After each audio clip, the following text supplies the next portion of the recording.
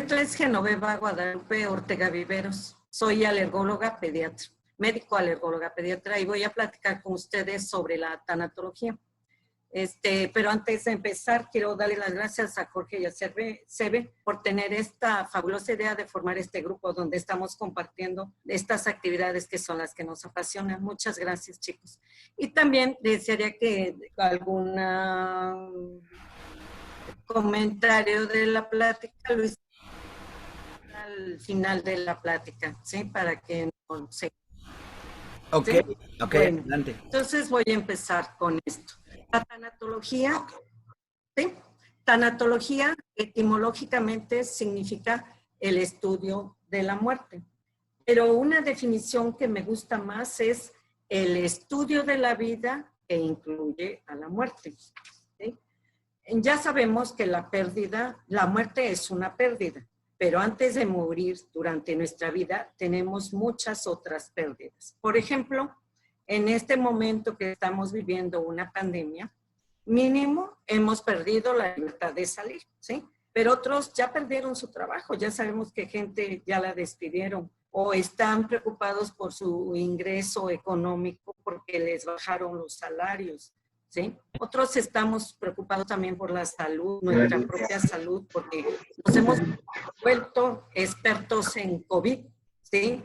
Todos sabemos que nos tenemos que enfermar de esta infección, pero el 80% le va a ir bien y al otro 20%, quién sabe, les va peor. Entonces nosotros estamos preocupados pensando de qué grupo seremos, ¿verdad? Estamos en esa pérdida de nuestra salud. También ya nos enteramos de muchos pacientes, amigos o conocidos que han muerto en este problema. Y para colmo, no podemos ir a los sepelios, no podemos terminar nuestro duelo para despedirnos de la persona que amamos, ¿sí? Entonces, todas estas pérdidas que integran la vida y la muerte es lo que incluye el estudio de la tanatología. Esta plática tiene Poco no se escucha nada. Uno,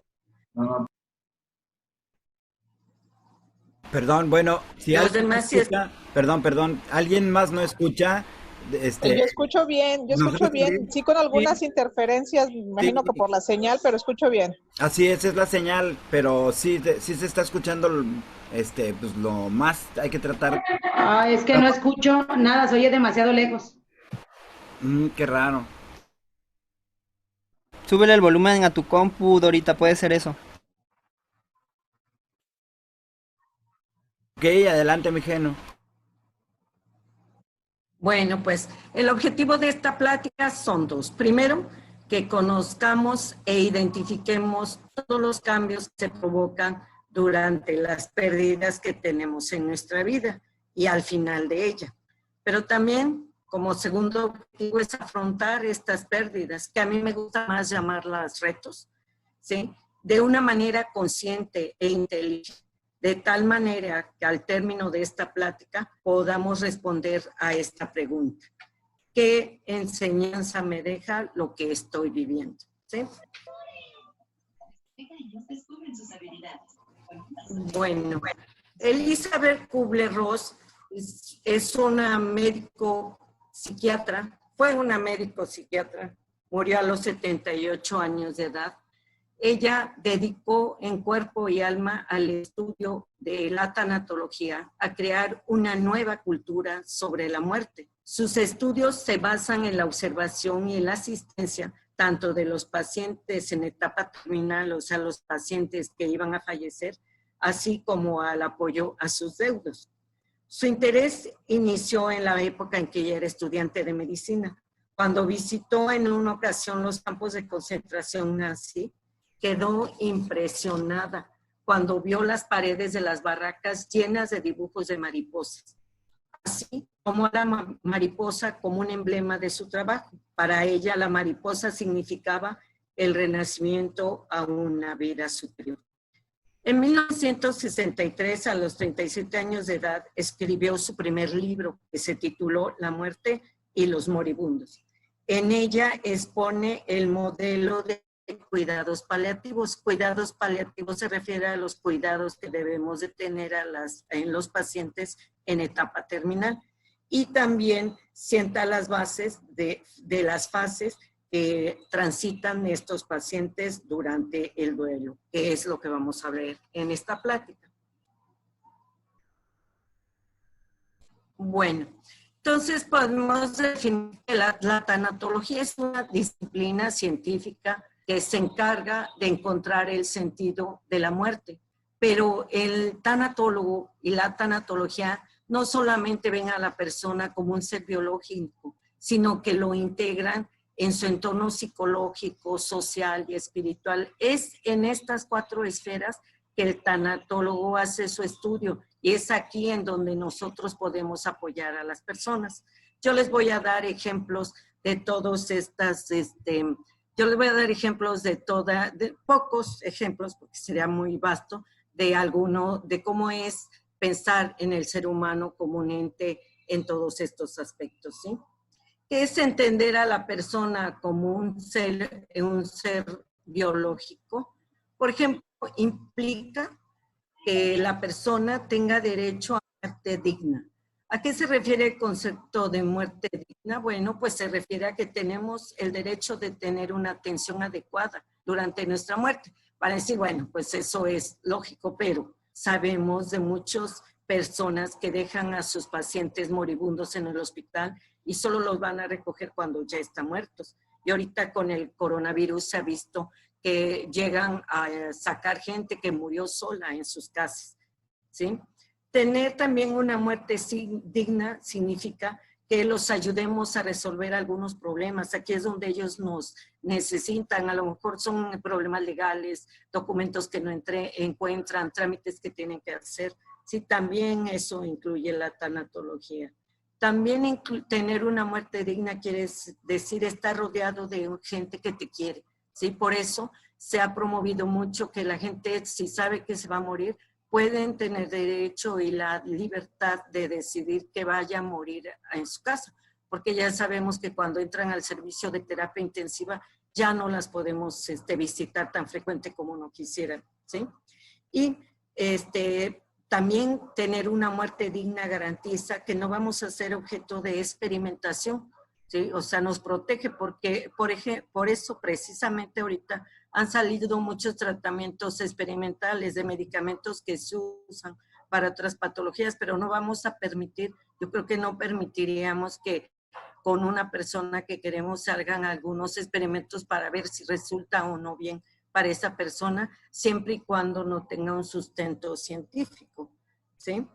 Entonces, también tener una muerte digna significa evitar el encarnizamiento terapéutico. Muchas veces el médico, con el fin de mantener a la paciente con vida, prolonga su sufrimiento. Entonces, tenemos que entender cuándo es necesario parar, ¿sí? Para no continuar haciendo sufrir a esa paciente, ¿sí? En cuanto a la esfera psicológica, hay todas las películas, la mayoría yo creo, se han visto muchas películas, todos los libros hablan sobre este problema psicológico que nos producen las pérdidas, ¿sí? Por ejemplo, dicen que perder un hijo es algo muy doloroso, pero conocer la propia muerte es quizás más doloroso aún, ¿sí? También hay algunos casos en donde tenemos que cuidar al núcleo familiar, porque, por ejemplo, cuando un hermano ve cómo están afectados sus papás por la muerte del hermano, él quisiera estar en su lugar, él quisiera ser el muerto para que lo atiendan, se siente desplazado, no se siente integrado al núcleo familiar, ¿sí?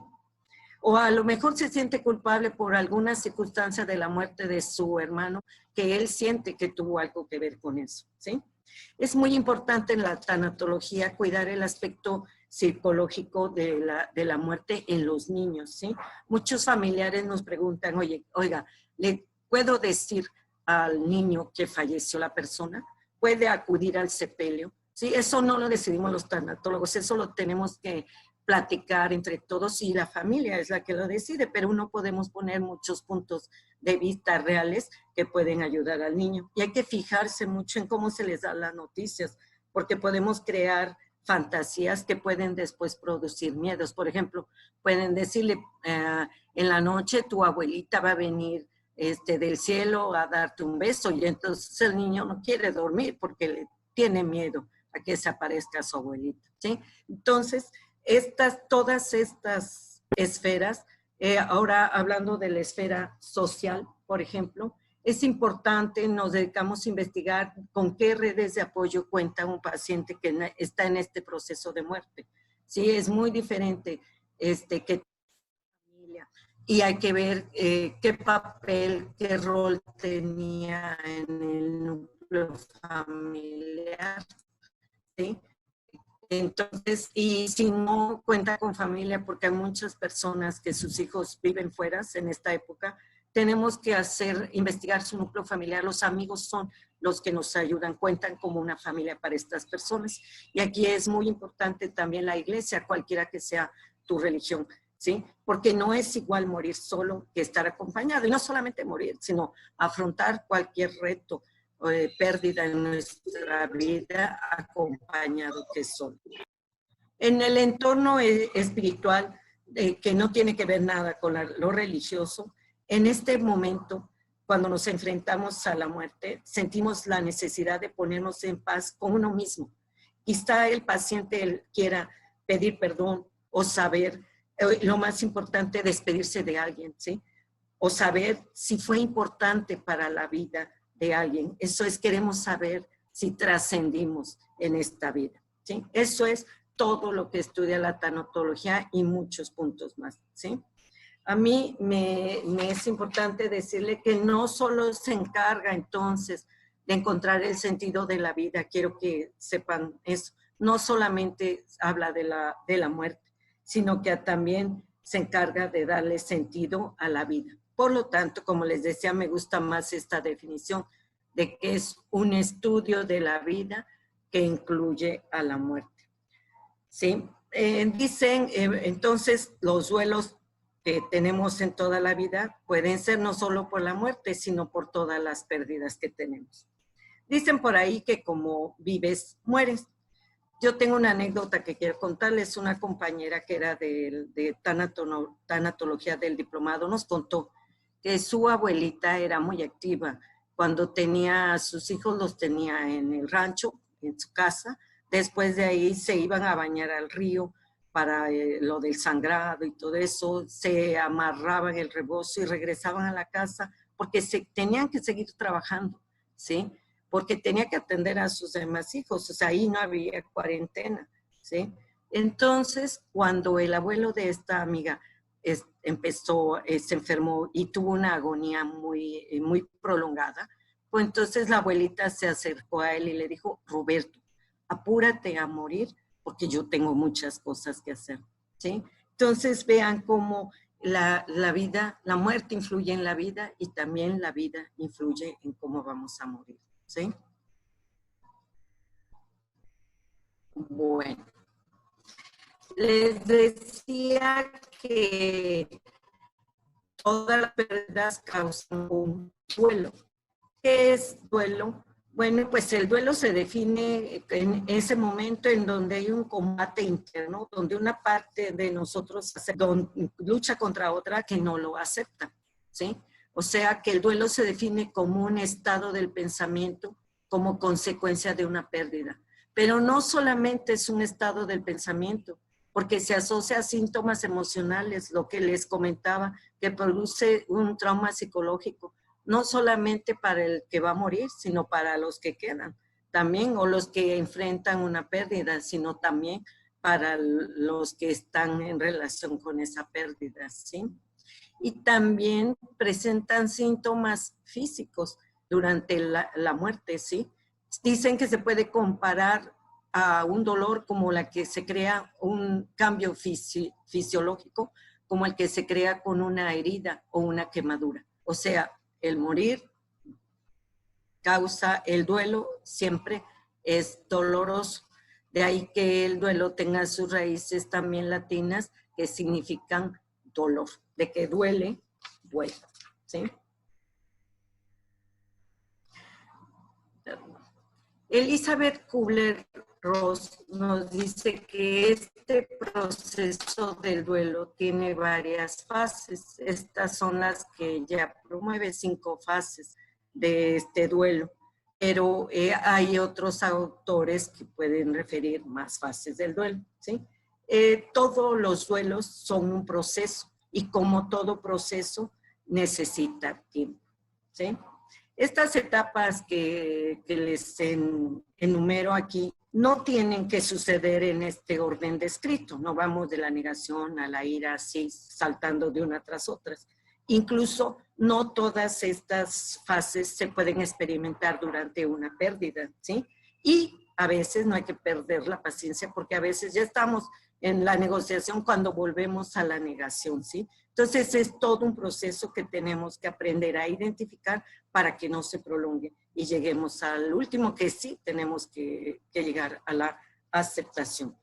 Y como les decía, es un proceso que necesita tiempo. Por definición, y solo por definición, un duelo es patológico cuando dura más de un año. Pero a veces, si tú no entiendes lo que te está pasando y no tienes los recursos ni las redes de apoyo que te pueden ayudar a salir de este duelo, entonces puedes hacer un duelo prolongado y caer en el sufrimiento, ¿sí? De todos modos, en este tipo de duelo, el primer año de la muerte, pues, o de una pérdida, un divorcio, por ejemplo, el primer año es muy difícil porque es el primer año del cumpleaños, es el primer año sin la mamá, es el primer año sin pasar la Navidad, ¿sí? Entonces, aquí voy a platicar de cada una de estas fases del duelo, pero pongan mucha atención porque al final de la plática a mí me gustaría que compartieran en qué fases se encuentran o qué fases transitaron durante esta pandemia del COVID para hacerlo más práctico y más futuro. ¿Sí? Bueno, entonces, la siguiente. La primera etapa es la de negación. La negación es un mecanismo de defensa, un mecanismo protector, pero a veces nos puede dañar y a veces nos puede ayudar. ¿Cómo nos ayuda? Porque nos ayuda a digerir lentamente la noticia, ¿sí? Pero también nos puede dañar porque podemos negarlo y decir yo me siento bien y no hacemos que tiene asma o diabetes, ya no regresa a la consulta y al rato regresan ya con complicaciones, ¿sí? Esta es la primera etapa. La segunda etapa a la que nos enfrentamos es la de ira y enojo. Nosotros, cualquiera de nosotros, nos rebelamos contra la realidad. Aquí es donde nosotros nos preguntamos por qué yo, y creo que la respuesta más adecuada sería ¿y por qué no tú? Si todos nos enfrentamos a estas pérdidas, si todos vamos a morir, ¿por qué no tú? ¿Sí? Es donde principalmente se buscan culpables. Aquí, por ejemplo, estamos buscando culpables de que nos vamos a enfermar porque el gobierno no compra cubrebocas ni guantes. Y pues realmente lo único que tenemos que hacer, que eso sí nos...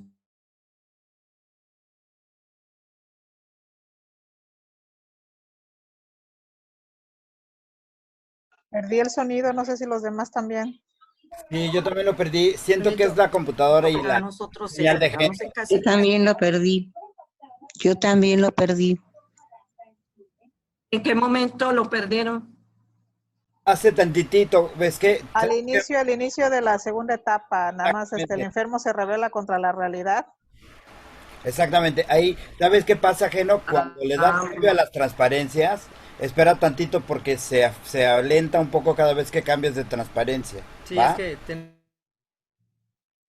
Ok, es que me voy para atrás. Sí, bueno, entonces volvemos a repetir esta etapa. Entonces les decía que aquí el paciente se revela o nosotros nos rebelamos contra la realidad. Y es cuando preguntamos por qué yo. Y como les decía, porque la respuesta sería ¿por qué no tú? O sea, todos tenemos pérdidas en la vida y porque además, pues todos nos vamos a morir, ¿sí? Generalmente buscamos culpables, como les comentaba aquí ahorita en la pandemia del coronavirus, le echamos la culpa al gobierno porque no hay dinero para comprar cubrebocas ni guantes Y lo que nos toca a nosotros es hacer, quedarnos en casita y lavarnos las manos, que evitaríamos tanto gasto, ¿verdad?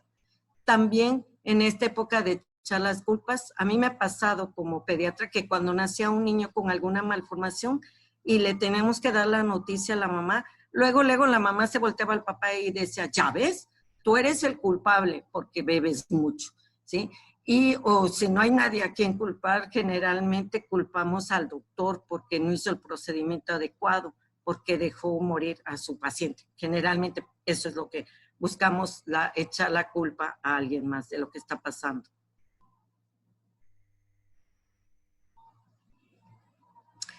¿Se oye ya? Sí, Vamos a la tercera etapa sí, de calma, negociación. calma, Genova, En este, que lo que pasa es que cada vez que cambies de ¿sí? transparencia se alenta. Espera un segundo o 2 segundos después de que cambies la transparencia para hablar para que se oiga bien. Ok, sí. Bueno, entonces en esta etapa se involucra la esperanza. De veras esperamos quizás un milagro. Y suele pasar los milagros, ¿sí? Tenemos que ser suficientes fuertes porque a veces nada más con la noticia ya nos infartamos y no llegamos a terminar nuestros duelos, ¿sí? Y suele pasar milagros porque a veces los diagnósticos no son los adecuados y hemos visto cómo hay gente que supera las enfermedades como el cáncer, porque ya hay muchas opciones de tratamiento, ¿sí? Pero en esta etapa de negociación es cuando el ser humano hace promesas y mandas, ¿sí?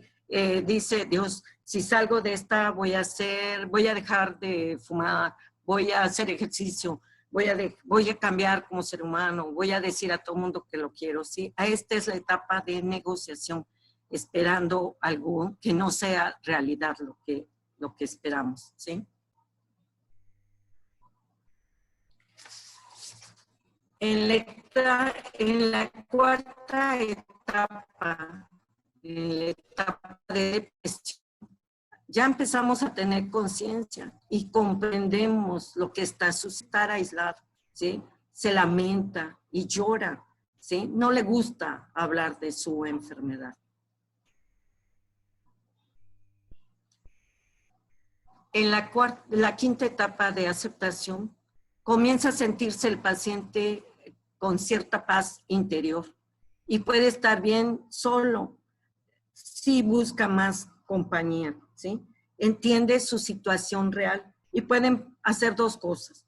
Buscar una mejor calidad de vida de lo poco o mucho que quede de vida o antes de terminar el duelo, buscar una mejor calidad de vida. Y aquí es donde salen algunas películas que si vas al viaje que nunca hiciste o vas a buscar al hijo que nunca has visto, ¿sí? Eso es lo que pasa. Buscas mejor calidad de vida para lo que te quede, ¿sí? Y en caso de que la muerte sea inminente, yo creo que lo único que desearía uno en esa etapa es tener una muerte digna, que ya les expliqué que es una muerte digna, y además en paz. Y sin embargo, a veces aquí es donde uno se pelea y empieza, mamá, ¿y a quién le vas a dejar la casa? Y ¿cómo está eso? ¿Dónde están tus papeles del testamento? ¿Tienes o no testamento? ¿Sí? Entonces, esta es una etapa donde uno puede ayudar a la persona a superarla más fácilmente. ¿Sale? Pues aquí es donde termina el duelo, con esta última etapa de aceptación, ¿sí? Si no llega a la aceptación, no hay aprendizaje, ¿sí? Con esta última etapa del fin del duelo, podemos no transcurrir todas las etapas del duelo, pero tenemos que llegar a la aceptación, podemos brincarnos de ser tan fuertes como aceptar lo que está pasando, y ahí es donde aprendes al final del duelo. Elizabeth Kubler-Ross dice, cuando se aprende la lección, el dolor desaparece, ¿sí? Y si no llega la aceptación, pues no vamos a aprender nada. Y entonces la vida te va a repetir la lección.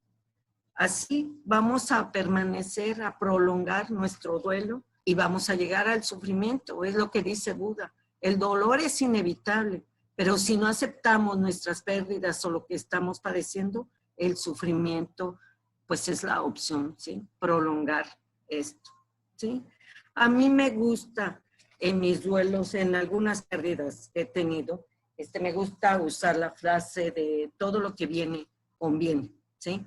Pero cuando una de mis hijas me dijo que le acababa de hablar un amigo que había tenido un accidente automovilístico en Canadá y estaba muriendo, y le habló por teléfono para despedirse, bueno, yo no tenía como decir cuál es lo conveniente de que alguien muera, nunca va a haber nada conveniente de eso, ¿verdad? Pero la lección que aprendí es que, bueno, pues ahí está la demás gente que está viva, a la gente que le puedes decir que la amas, que todavía es tiempo de demostrar tu amor para no después estar arrepintiéndonos de lo que pasamos. Como conclusión de esta plática, quiero decirles cómo ayuda entonces la tanatología a entender la vida a través de la muerte. Bueno, pues estas son algunas reflexiones, no son que la muerte es algo, debemos asumir que la muerte es algo natural, ¿sí? No es castigo, sino pues todos los que se portan mal se morirían y mueren tantos buenos como malos, gente que es mala, ¿sí? Más bien tenemos que asumir que todos vamos a morir. Estamos muriendo, no estamos muertos hoy, vamos a morir, pero no hoy. Así que hay que aprender a vivir hoy que estamos vivos, ¿sí? También entiendo que voy a tener muchas pérdidas en mi vida, pero hoy, espero que después de esta plática nos sentamos capaces de superarlas, ¿sí? De que hay muchas maneras y hay mucha gente que nos ayuda, que nos quiere ayudar, ¿sí? Tenemos que trabajar la parte emocional de todas las pérdidas. Tanto sufre la gente que va a padecer, que va a morir, como los que se quedan, ¿sí? Y si no logramos ayudarlos en ese proceso de duelo, entonces va a perdurar su duelo y van a caer en un sufrimiento innecesario, ¿sí? También debemos aprender que hay que tratar de forma humana e inteligente a todos los que están cercanos a la muerte, ¿sí? No necesitamos ser tanatólogos, yo creo que todos somos empáticos con los seres humanos y podemos darles algún consejo, pero a veces la gente ni siquiera necesita consejos, solo necesita la compañía. ¿Cuánta gente que tiene SIDA ya ni siquiera quieren ir a visitarla porque temen que se van a contagiar, ¿sí? Entonces, tenemos que ser empáticos y ayudar a la gente, y a veces un abrazo, basta con un abrazo para estar presente en ese momento tan importante, ¿sí? También la tanatología nos ayuda a entender que debemos de tomar decisiones, no solo en la muerte, sino en la propia vida, para evitar el sufrimiento y terminar rápido nuestros duelos o hacer los duelos, el duelo de la forma que sea necesario, ¿sí? Ya ven que dice que ahora con el coronavirus pues hubo más divorcios en China, después de que estuvieron mucho tiempo juntos ahí, ellos tomaron muchas decisiones para seguir adelante su vida, ¿sí? Pero se toma de las decisiones también deben involucrar nuestra propia muerte, ¿sí? Tenemos ahorita que hacernos conscientes de que podemos hacer nuestro testamento, hacer un formato que se llama voluntad anticipada, o sea, decirle cómo queremos que sea si queremos que nos entierren o que nos incineren, si queremos que nos hagan maniobras de reanimación, si queremos ser donadores de órganos, todas esas son decisiones que podemos hacer porque tenemos la libertad, ¿sí? Y ayudar. Realmente, al final, el objetivo de la tanatología es ayudarnos a recuperar la paz interior y la armonía, a pesar de lo que hayamos vivido, perdido o cambiado en nuestras vidas. Como dice Elizabeth Kubler-Ross, la muerte es renacer a una vida superior. Los tanatólogos y ustedes, que son gente empática, buena onda, ayudamos a transitar estas pérdidas con cariño, con respeto, con compasión y con dignidad.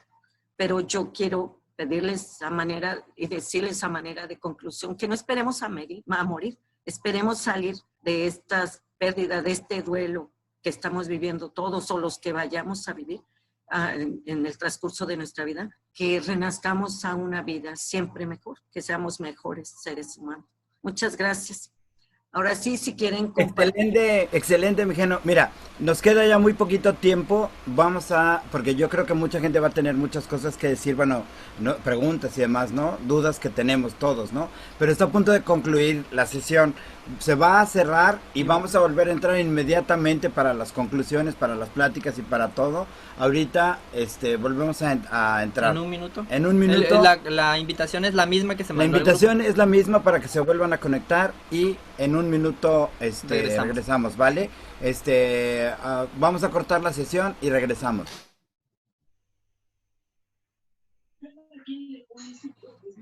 Bien.